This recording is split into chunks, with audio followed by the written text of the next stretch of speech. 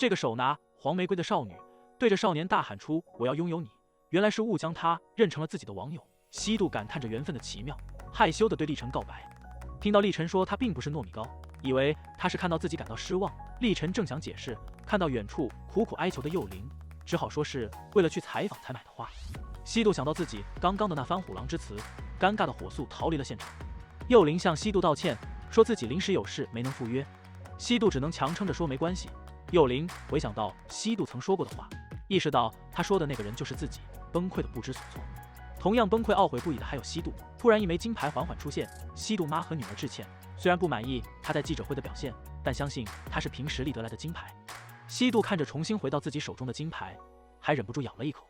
历晨想到西渡的直球告白，就笑得一脸不值钱的样子。第二天一大早，幼灵就找到历晨，他担心西渡知道自己就是糯米糕会很失望，想到一直以来针对西渡感到十分愧疚和懊悔，想到西渡真心爱过自己，又给了糯米糕许多安慰，恳求历晨帮自己保守秘密。这时西渡走来，幼灵立马躲了起来。西渡看到历晨，也尴尬的扭头就走。西渡随口让幼灵帮忙递一下东西，这次幼灵没有无视，马上拿给了西渡。西渡对于幼灵的变化有点摸不着头脑，幼灵也借口尴尬离开。西渡突然看到幼灵柜子里竟有浪漫满屋的完结篇，控制不住拿起漫画看了起来。这时幼灵突然出现在他身后，西渡只好解释是风吹开了柜门，所以不小心看到的，还反倒说幼灵不该带漫画来学校。但幼灵想说的其实是他可以看的。杨教练听说幼灵家的小吃店休业了一段时间，今天才开店，得知是幼灵妈帮人做保被骗，让西渡召集大家去那聚餐。越是艰难的时刻，越要热闹一下，避免胡思乱想，毕竟生活里有了欢笑，才能忘却烦恼。面对打败自己女儿夺得金牌的人，幼灵妈竟没有丝毫怨气，还一把抱住西渡，清楚他被迫听了很多难听的话，安慰他所受到的委屈，祝贺他赢得了金牌。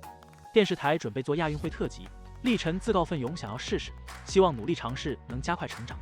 历晨下班的时候遇到了西渡，西渡不顾历晨的呼喊，坚定的头也不回的火速逃离。西渡来到击剑部，却看到历晨坐在这里。历晨这次要拍摄特辑纪录片3部曲，幼灵和西渡将作为第一组主角。西渡担心民众看到他们的尴尬相处，自己又会挨骂。历晨说自己是最了解他们的人，让西渡能信任他，制作好也会第一时间给他们看，不喜欢就不会播出。历晨问西渡为什么躲着他，西渡解释是觉得太丢脸了。心绪混乱了好几天的西渡说出了他真的喜欢历晨，但在这种情况下的告白让他尴尬的想死。历晨招架不住过于坦率的西渡，害羞不已，让西渡好好思考吧，因为他已经有答案了。历晨看到成绩单上排名倒数第3的西渡，感叹看来我们西渡真的没有在烦恼成绩。校霸看着成绩单上幼灵倒数第2，而他倒数第1，觉得两人名字紧紧连在一起很浪漫，对于成绩丝毫不感到羞愧，认为这是他没有努力理所当然的结果。这番理直气壮的言论竟让我觉得好有道理。幼灵妈给女儿送了一部手机，幼灵清楚自己家的债务又增加了，不想浪费这笔钱。幼灵妈很愧疚成为让孩子担心钱的母亲，但她也是为了看到幼灵的笑容，想让她振作起来。幼灵却说心意没有用，又不能拿来还债。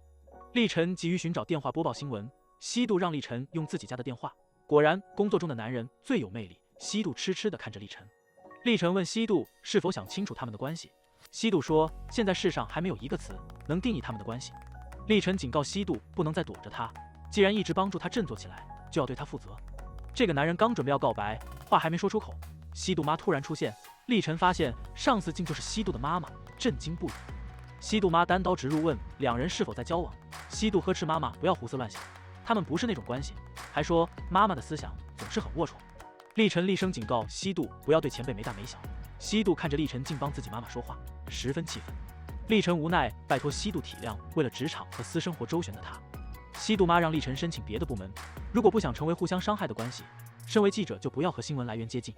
幼灵在洗手间的时候听到同学在窃喜他跌落神坛，还说他是因为家里一贫如洗，不想丢了金牌才会装委屈冤枉西渡。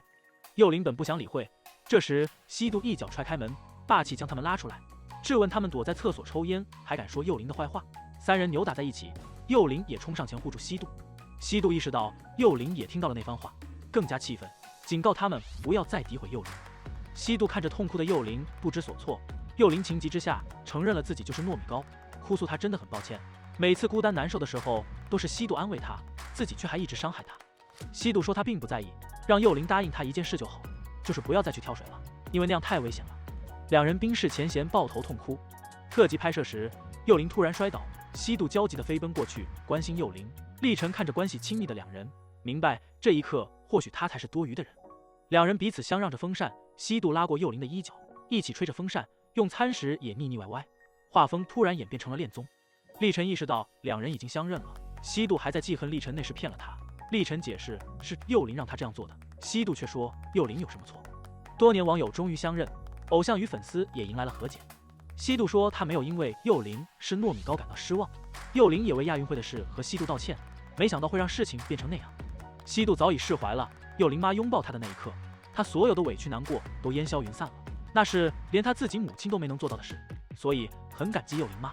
幼灵看着桌上妈妈送的手机，拨通了电话，说有些债真的能靠心意来偿还，并向妈妈道歉，说收到这份礼物的她真的很幸福。对于母亲而言，听到女儿这句话就很足够了。